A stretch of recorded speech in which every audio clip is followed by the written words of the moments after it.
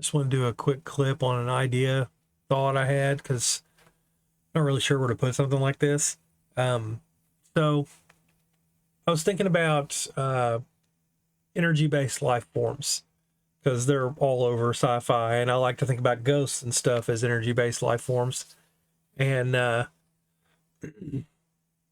was thinking about the biology of them and how they would evolve and stuff. And I wrote a story a long time ago about stars becoming conscious.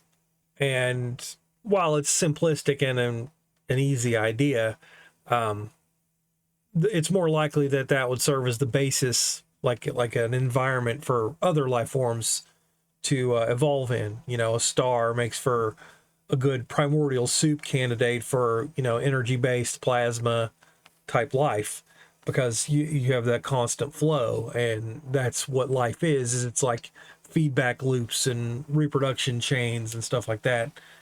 And you can imagine how that evolves. You have a soup, and like proteins start colliding and all that stuff, only you imagine it from an energetic perspective.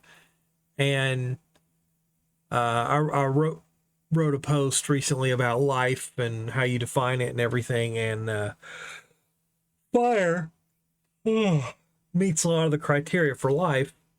It consumes and reproduces and stuff. And it's like, well, how would something like that evolve intelligence? You'd have to have a constant fire. And that seems implausible, except for, examples like the sun. But at the same time, fire is just oxidation, and humans require breathing. If we don't successfully oxidize something, we die, like really, really fast, kind of like a fire being put out. So I just wanted to say that I could completely see an environment where consumables were naturally funneled towards a place of constant burning, and then it led to the evolution of something that was built on that burning, that either was intrinsically, fire, or totally used fire as a digestive thing internally, the way we use a campfire and a stove externally. And that got me thinking about dune worms, because there's fire happening inside them. I think they're friction and fission based, but fiction, fun, fandom, whatever. Excuse me again. I just wanted to talk about that briefly, because I think it's going to be more and more important as time goes on to hypothesize about things like that, because we're going to be able to build them. Like, really, eventually, we're just going to have the option of fabricating pretty much whatever we can think of. And while right now everything is all profit motive and efficiency driven, later on, when we finally get our head out of our ass and start building fission reactors, we're going to have more energy and labor thanks to AI and robotics than we'll know what to do with. And everything will become Baroque. Just like the, 18th century or whatever, where they had basically millions of slaves to throw at things in the form of grossly underpaid textile factory worker types, and actual slaves, from earlier, and de facto slaves in all but name, who could, with all these Richie Rich types that could really just throw a dozen servants at whatever task. I want 2,000 hours of labor poured into the covering on my shoe because it's nice. I want it to look good.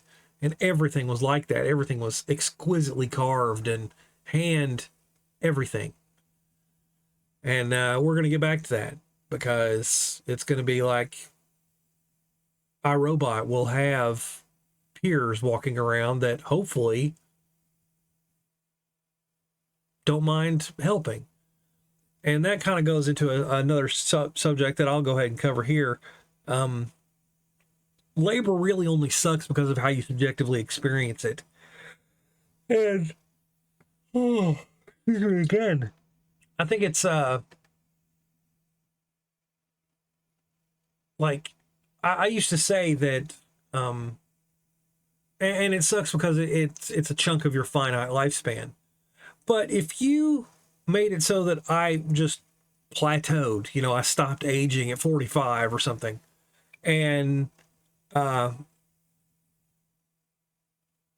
made it so that almost like Severance, like I could carve off autopilot and go to sleep and wake up having done a bunch of work, that wouldn't bother me. Also, like if there wasn't pain, like if I just felt good all the time and nothing hurt and there wasn't risk, I'd totally work just for being around people and being helpful.